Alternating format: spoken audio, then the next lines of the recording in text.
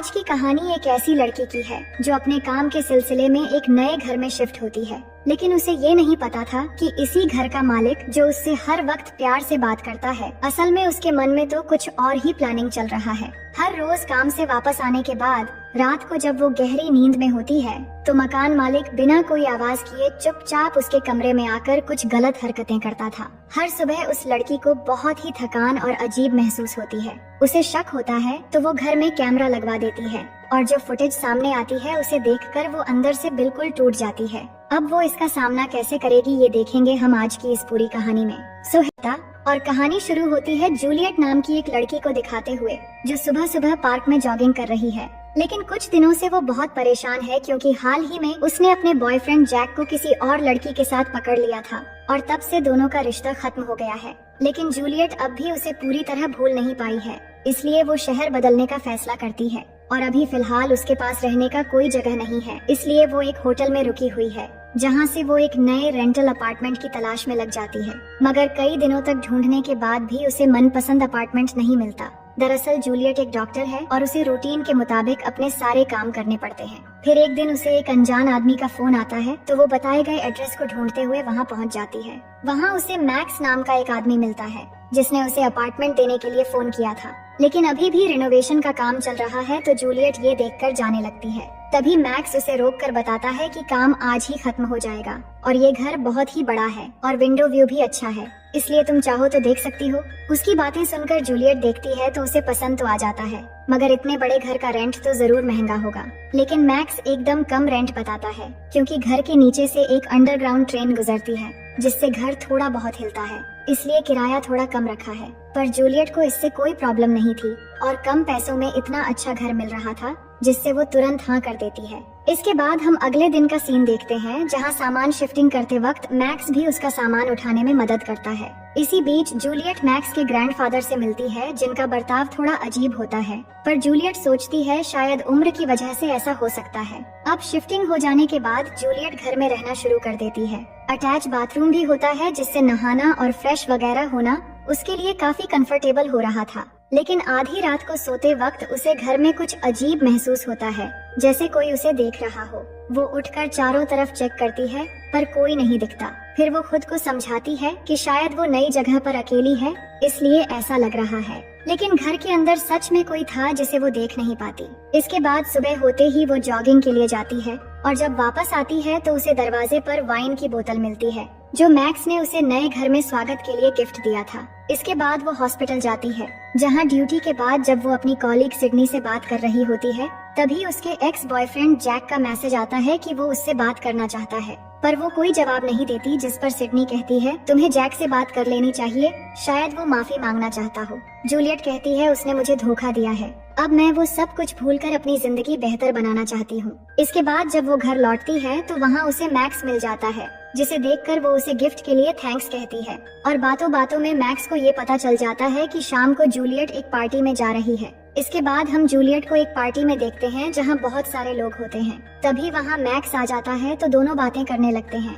Max शुरू से ही Juliet के साथ बहुत प्यार से बात करता है और ये चीज जूलियट को भी बहुत अच्छी लगती है। फिर पार्टी खत्म होने के बाद दोनों साथ में वॉक करते हुए घर लौटने लगते हैं और रास्ते में दोनों काफी सारी बातें करते हैं। जूलियट अपने बारे में बताती है कि जब वो मेडिकल कॉलेज में पढ़ रही थी तभी एक एक्सीडेंट में उसके मॉम डैड गुजर गए। फिर वो एक लड़के के साथ रिलेशन में थी, लेकिन 2 साल बाद उसने भी धोखा दे दिया। तभी हम जैक को देखते हैं जो थोड़ी दूर से उन्हें देख रहा था। अब दिन भर बहुत सारी बातें करने के बाद शाम को मैक्स जूलियट को घर तक छोड़ने जाता है। तभी जूलियट उसे किस करने की कोशिश करती है पर मैक्स उसे धीरे से रोक देता है जिससे जूलियट थोड़ा शर्मिंदा होकर अंदर चली जाती है। लेकिन जब वो वॉशरूम में फ्रेश होने के लिए जाती है तभी हम देखते हैं कि कोई उसे चुप चुप कर देख रहा है। उस दौरान जूलियट को भी फिर से वही एहसास होता है जैसे कोई उसे देख रहा हो। वो घबराते हुए घर के चारों तरफ चेक करती है पर उसे कुछ नहीं मिलता, जिसके बाद वो सो जाती है। अगले दिन हॉस्पिटल में ड्यूटी खत्म होने के बाद जूलियट को मैक्स का फोन आता है और वो कल के लिए सॉरी बोलकर आज रात एक साथ डिनर करने के लिए कहता है। जूलियट भी मान जाती है। फिर रात में दोनों डिनर करते हुए खुलकर बातें करने लगते हैं। जूलियट कहती है बहुत दिनों बाद डिनर करते हुए मुझे अपने घर जैसी फीलिंग आ रही है। मैक्स भी अपने बारे में बताता है कि बचपन में उसके मॉम डैड के गुजर जाने के बाद उसके ग्रैंडफादर ने ही उसे बड़ा किया है। फिर डिनर के बाद जब मैक्स जाने वाला होता है तो जूलियट थोड़ी देर सोचकर उसे फिर से अंदर बुला लेती है और दोनों एक दूसरे के करीब आकर किस करने लगते हैं। लेकिन इस तरह दोनों का मिलना महज इत्तेफाक नहीं था, बल्कि सब कुछ मैक्स का ही प्लानिंग था। और ये पूरा प्लान समझाने के लिए कहानी हमें फ्लैशबैक में ले जाती है, जहाँ पता चलता है कि जूलियट एक दिन जब हॉस्पिटल में ड्यूटी कर रही थी तो कुछ समय पहले मैक्स भी अपने ग्रैंडफादर को हॉस्पिटल लेकर आया था। वहीं उसने पहली बार जूलियट को देखा और उसी वक्त उसके दिल में अरमान जाग गए। उसे जूलियट की जरूरतों का भी पता चल गया था कि वो रेंटल अपार्टमेंट ढूंढ रही है। इसके बाद मैक्स घर जाकर अपने पुराने मकान की मरम्मत करने लगा और खुद ही सारा काम करके कुछ ऐसे मिरर लगा दिए जिनके पीछे से वो जूलियट को देख सके।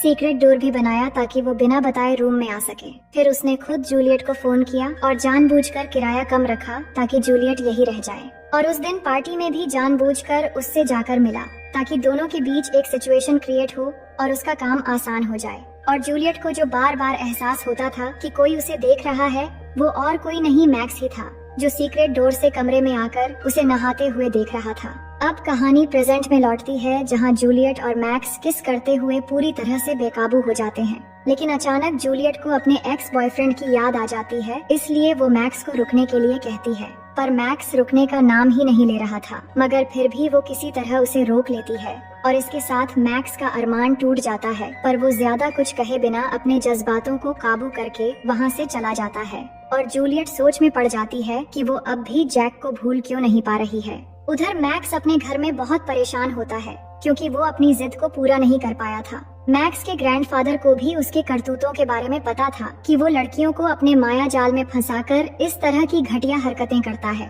इस वजह से वो मैक्स पर बहुत गुस्सा थे, पर वो कमजोर और बूढ़े हो चुके थे। इसके बाद अगले दिन मैक्स जूलियट को फॉलो करते हुए एक शॉप में जाता है और कहता है, कल रात शायद सिचुएशन सही नहीं था और शायद मैं भी भूल गया था कि तुम्हारी यादों में आज भी कोई जिंदा है। अगर तुम चाहो तो क्यों न आज रात हम साथ में थोड़ा वक्त बिताएं। पर जूलियट मना कर देती है कि मैं थोड़ा परेशान हूँ और मुझे कुछ जरूरी काम भी करने हैं। ये सुनकर मैक्स को बहुत गुस्सा आता है, लेकिन फिर रात होने के बाद जूलियट जब गहरी नींद में होती है तो मैक्स सीक्रेट डोर से उसके कमरे में चला जाता है और उसे अजीब तरह से छूने की कोशिश करता है, फिर चुपके से वापस चला जाता है। जूलियट को नींद में हल्की सी हलचल महसूस होती है और उसकी आंख खुल जाती है। घबराकर वो पूरे घर को चेक करने लगती है और तभी उसे घर के बगल में एक सीक्रेट रूम नजर आता है, जिसमें एक सीक्रेट दरवाजा भी था। अगले दिन ये बात वो मैक्स को बताती है तो मैक्स कहता है, ये घर मैंने बहुत पहले एक विदेशी आदमी से खरीदा था और इस सीक्रेट डोर के बारे में मुझे पता नहीं था, पर टेंशन की कोई बात नहीं, मैं इस दरवाजे को फिक्स कर दूंगा। फिर जूलियट उसे थैंक यू कहकर हॉस्पिटल चली जाती है। लेकिन अब मैक्स की बेचैनी हद से ज्यादा बढ़ चुकी थी क्योंकि जूलियट अब बस एक फ्रेंड की तरह बर्ताव करने लगी थी। इधर हॉस्पिटल में जूलियट को जैक का मैसेज आता है कि मैं तुम्हें बहुत मिस करता हूँ, प्लीज मुझे बात करने का एक मौका दो। इसके बाद शाम को घर आते वक्त जूलियट कुछ सामान के साथ वाइन भी लेकर आती है। तभी मैक्स आकर सामान किचन में ले जाने में हेल्प करता है और कहता है, दरअसल मैं तुमसे कुछ बात करना चाहता था। उस रात के बाद मैं देख रहा हूँ कि तुम मुझसे बस एक फ्रेंड की तरह ट्रीट कर रही हो। अगर कुछ गलत हुआ है तो मुझसे शेयर कर सकती हो। जूलियट कहती है, ऐसी कोई बात नहीं, मुझे लगता है उस दिन मैंने थोड़ा जल्दबाजी कर ली थी। ये सुनकर मैक्स नाराज होने का नाटक करके वहाँ से चला जाता है। इसके बाद रात को जूलियट जब खाना बना रही होती है तो मैक्स उसे चुपके से देखने लगता है। तभी जैक का कॉल आता है तो जूलियट उसे डिनर के लिए घर में बुला लेती है। फिर थोड़ी देर बाद जब वो तैयार होने लगती है तो मैक्स चुपके से अंदर आकर उसका फोन चेक करता है और पता चलता है कि जैक ने ही कॉल किया था। तभी जैक घर आ जाता है और ये सब मैक्स छुपकर देख रहा होता है। इसके बाद वो दोनों वाइन पीते हुए बातें करने लगते हैं। जैक अपनी गलती के लिए माफी मांगता है और कहता है, मैंने तुम्हें बहुत मिस किया और मैं सिर्फ तुमसे प्यार करता हूँ। जूलियट भी कहती है कि मैं भी तुम्हें भूल नहीं पा रही हूँ और उसे माफ कर देती है। फिर दोनों धीरे धीरे करीब होकर किस करने लगते हैं, लेकिन मैक्स इनको एक साथ देखकर गुस्से से भर जाता है, मगर वो कहीं न कहीं खुद को जैक में महसूस कर रहा था। उधर वो दोनों बेडरूम तक पहुँच जाते हैं जहाँ कमरे में तूफान और भूकंप शुरू हो जाती है और इधर मैक्स उनको देखकर गुस्सा और जलन के अलावा कुछ भी नहीं कर पाता। फिर ये सब खत्म होने के बाद जूलियट जैसे ही जैक को बाहर छोड़ने जाती है तो मैक्स चुपके से आकर उसकी वाइन में नशीली दवा मिला देता है। जूलियट वापस आकर वो वाइन पी लेती है और थोड़ी ही देर में उसे गहरी नींद आ जाती है, जिसके बाद मैक्स धीरे धीरे बेड के नीचे से निकलता है और उसके हाथ को अजीब तरह से चूमने लगता है। अगली सुबह जूलियट की आंख देर से खुलती है और उसे बहुत थकान महसूस होती है, पर उसे समझ में नहीं आता ऐसा क्यों हो रहा है। फिर वो हॉस्पिटल में इस बारे में सिडनी से बात करती है कि जब से वो इस घर में आई है वो अक्सर देर से उठती है और कभी कभी बहुत अजीब लगता है। सिडनी उसे सलाह देती है कि घर में कैमरा लगवा लो। जूलियट को ये आइडिया सही लगता है और वो मैक्स को बिना बताए एक टेक्नीशियन की मदद से घर में सीसीटीवी कैमरा लगवा देती है। उधर मैक्स को देखते हैं जो जूलियट को न पाने की वजह से बेचैनी और गुस्से से परेशान हो चुका था, यहाँ तक कि अपने ग्रैंडफादर को एक इंजेक्शन देकर उन्हें जान से मार देता है। इसके बाद वो जूलियट और जैक को फॉलो करता है जहाँ वो रेस्टोरेंट में खाना खा रहे थे। फिर जब जैक अपनी घर की तरफ निकल जाता है तो मैक्स उसका पीछा करता है और एक जगह जाने के बाद उसे धक्का दे देता है जिससे जैक बुरी तरह घायल हो जाता है। जूलियट को देखते हैं जो वापस आकर फुटेज चेक करती है, लेकिन आज उसे सब कुछ नॉर्मल दिखता है। फिर सोने से पहले वही नशीली वाइन पीती है जिससे वो नींद में जाते ही बिल्कुल बेहोश हो जाती है। इसके बाद मैक्स उसके कमरे में आता है और इस बार जूलियट को डायरेक्ट छूने की कोशिश करता है और उसके साथ गलत काम करने लगता है क्योंकि बेचैनी अब उसे और बर्दाश्त नहीं हो रही थी।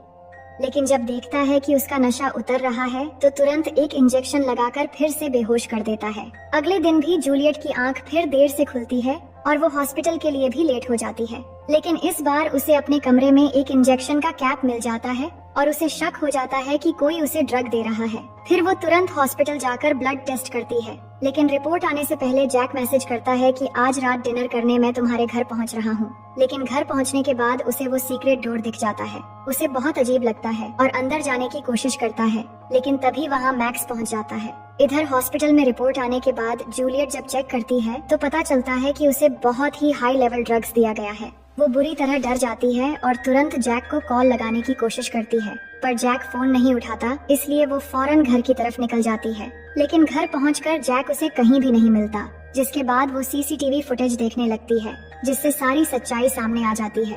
वो देखती है किस तरह मैक्स हर रोज उसके कमरे में घुसकर उसके साथ बहुत ही गंदी हरकतें करता था। अब उसे पूरी तरह समझ आ जाती है कि क्यों वो हर रोज सुबह देर से उठती है और हमेशा उसे क्यों बहुत ही थकान महसूस होती है। ये सब देखकर वो बिल्कुल टूट जाती है और रोने लगती है। तभी मैक्स आ जाता है तो जूलियट तुरंत नॉर्मल होने की एक्टिंग करने लगती है जैसे उसे कुछ भी पता नहीं है। लेकिन बात करते हुए मैक्स को शक हो जाता है और वो धीरे से इंजेक्शन निकालकर जूलियट को लगा देता है। जूलियट भी पलटकर हमला करती है और भागने की कोशिश करती है, लेकिन वो जबरदस्ती शुरू कर देता है, जिस दौरान जूलियट एक चाकू लेकर वार करने की कोशिश करती है, पर मैक्स किसी तरह बचकर दूसरे कमरे में चला जाता है और सारे मेन दरवाजे लॉक कर देता है, जिससे अब जूलियट बाहर निकल नहीं पाती। इसके बाद वो फोन लगाने की कोशिश करती है, लेकिन तभी मैक्स फिर से बाहर आ जाता है और जूलियट से जबरदस्ती शुरू कर देता है, पर जूलियट किसी तरह खुद को छुड़ाकर बाथरूम का दरवाजा बंद कर लेती है। अब वो सोच रही थी कि वो सेफ है, लेकिन अचानक मैक्स बाथरूम का शीशा तोड़कर अंदर आता है और फिर से हमला करता है।